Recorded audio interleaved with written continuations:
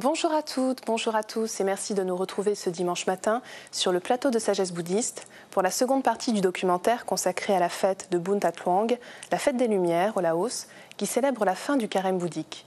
Après avoir suivi la semaine dernière les derniers préparatifs de la cérémonie dans un quartier de Luang Prabang, Peter Livermore nous fait vivre les festivités de cette nuit de pleine lune très importante, rassemblant l'ensemble de la population, les moines et les laïcs, toutes générations confondues. Découvrons ensemble ces images très émouvantes.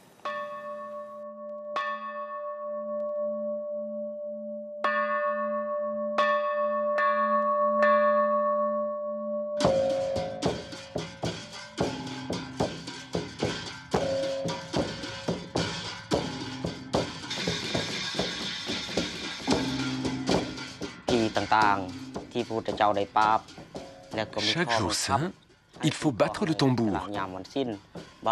Ne pas le faire signifie qu'on ne respecte pas les commandements. C'est pour cela que le Bouddha nous a enseigné de battre le tambour tous les jours saints, sans exception. Aujourd'hui, c'est le Hokpansa, le dernier jour du carême bouddhique, l'un des moments les plus importants de l'année bouddhique au Laos. Cette journée commence à 4 heures du matin, suivie par une prière d'une importance particulière, puisqu'elle met fin à 3 mois de règles de vie bien spécifiques. La pleine lune du 15e jour marque le dernier jour du carême. Il est différent des autres jours, car la population vient de partout pour faire des offrandes aux bonzes. Tout le monde écoute les enseignements de la doctrine bouddhique. Vers 7 heures du matin, les habitants de la ville commencent à se rassembler au temple pour faire l'aumône, le takbat, comme ils le font chaque jour. Mais ce jour est spécial. La foule est nombreuse, tout le monde est vêtu de ses plus beaux atours et les offrandes sont abondantes.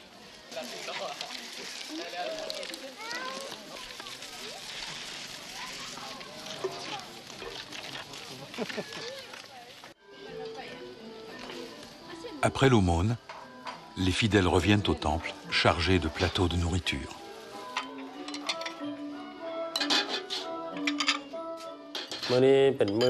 Aujourd'hui, c'est le jour de sortie du carême. Les Laotiens préparent des gâteaux et toutes sortes de plats qu'ils offrent aux bonzes.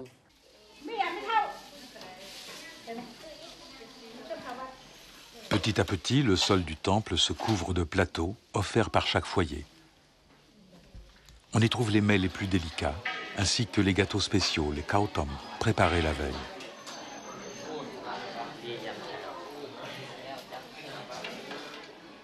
Les bonzes doivent attendre que les vénérables du temple aient mangé pour commencer.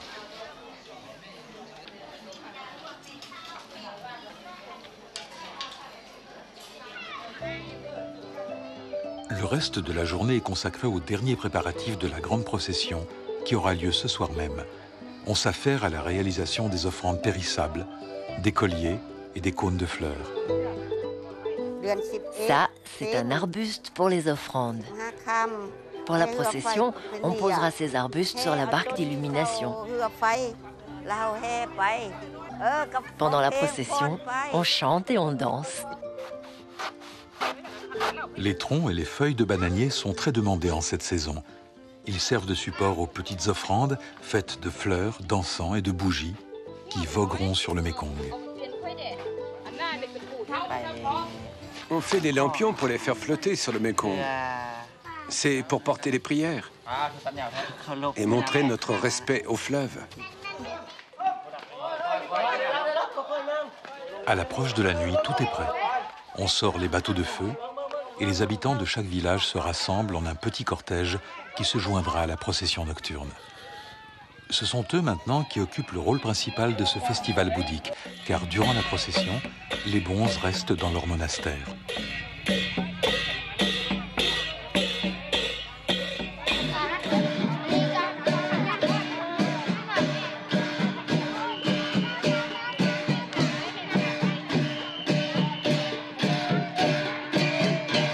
Les barques de feu prennent enfin vie et grâce à la lumière, révèlent leur personnalité. Et on allume les bougies des lanternes.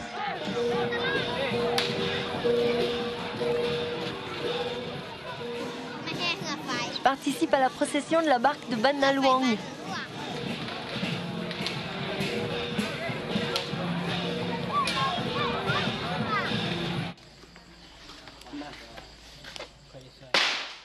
Les bonzes allument lanternes et étoiles dans leur monastère et posent des bougies sur les stupas et le long des murs en attendant le passage des barques de feu.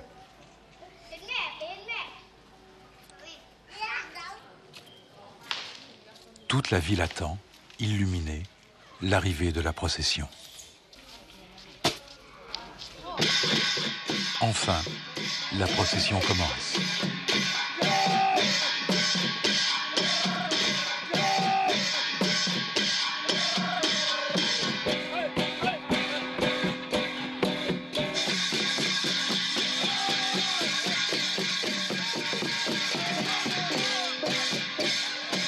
Un cracheur de feu ajoute sa propre lumière à la fête.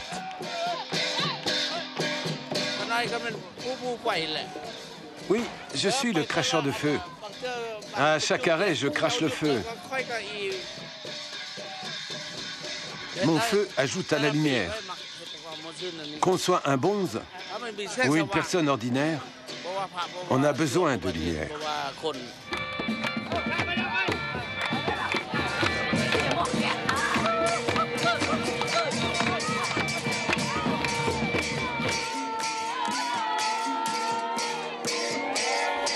La procession passe lentement devant les vieux temples du centre de Luang Prabang et se dirige vers celui de Wat Sien Tong, à l'autre bout de la ville.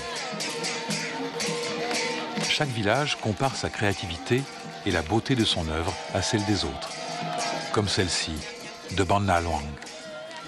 Nous voulons que notre création soit la plus belle, qu'elle soit mieux que les autres. Nous voulons avoir accompli le plus beau travail. Nous sommes très fiers. Notre honneur est en jeu. Nous avons mis tout notre savoir-faire dans la réalisation de la barque, parce qu'il y a une compétition.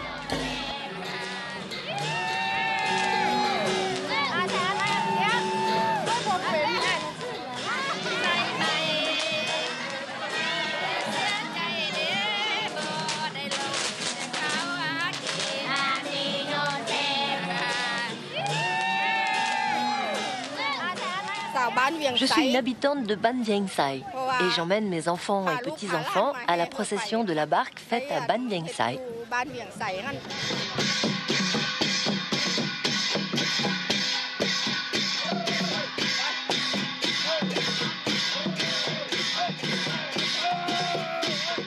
Les bonzes regardent la foule passer depuis l'enceinte de leur sanctuaire, gardiens paisibles de leur lumière face à l'énergie électrique de la foule.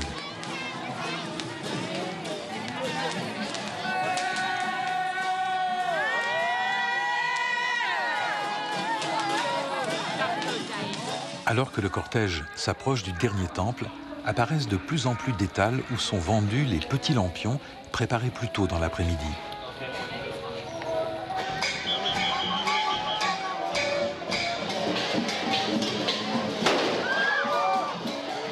Les bateaux de feu atteignent enfin le temple de Wat Sien Tong, où le cortège s'arrête le temps d'une cérémonie à l'intérieur de la pagode.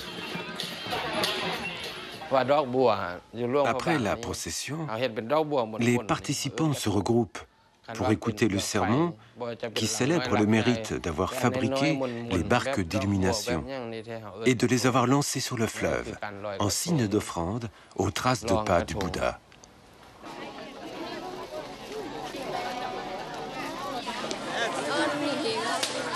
Au pied des marches, les habitants de la ville ont déjà commencé leurs offrandes, en famille souvent. Ils allument leurs bougies et, la tête inclinée en l'honneur du Bouddha, demandent sa bénédiction. Avec précaution, ils lancent dans la nuit leur petite embarcation destinée à voguer, porteuse de leurs souhaits.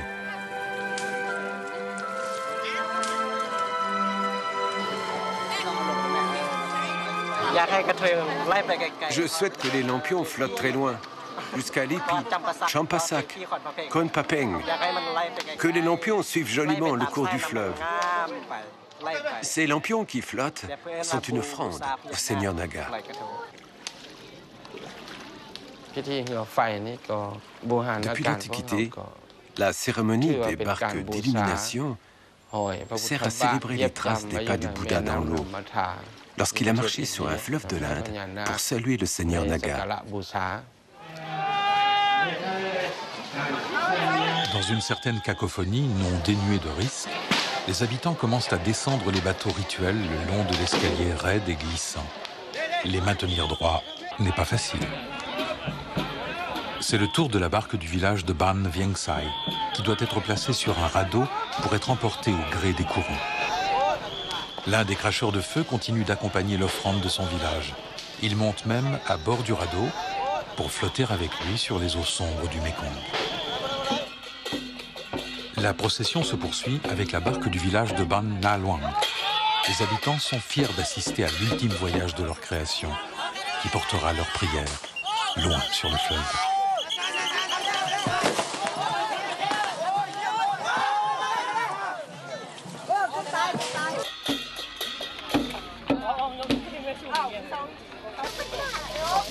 D'autres lanternes sont préparées, cette fois destinées aux cieux.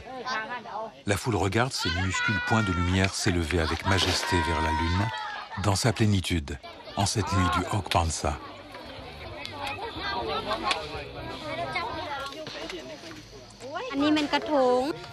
Ça, c'est un mini-hôtel flottant, destiné à honorer le dragon, génie des eaux. J'ai prié pour mon bonheur personnel, celui de ma famille et de mes camarades. J'espère que mon offrande flottera longtemps et descendra très loin sur le fleuve sans que mes bougies s'éteignent. Au centre du Mékong, des milliers de points lumineux descendent déjà le fleuve. Ils viennent des villages en amont de Luang Prabang, où les nouvelles petites embarcations les rejoignent.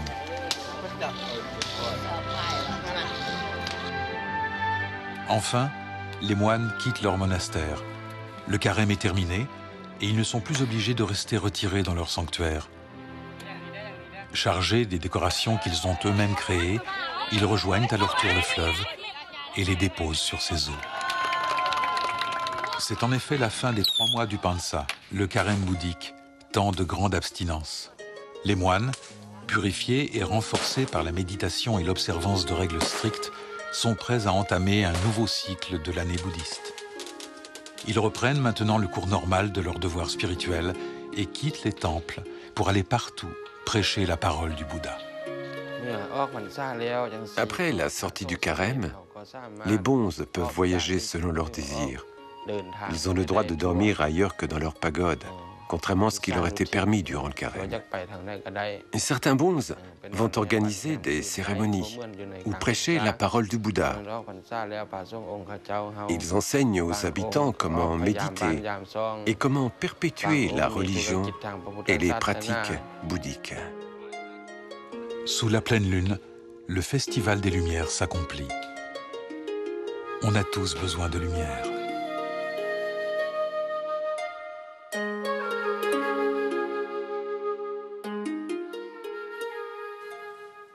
C'est sur ces images de grande ferveur que nous nous quittons. Vous pouvez voir et revoir cette émission pendant toute une semaine sur le site internet de France 2 en consultant plus.fr, rubrique France 2. Merci à tous de votre fidélité. Je vous souhaite un très bon dimanche.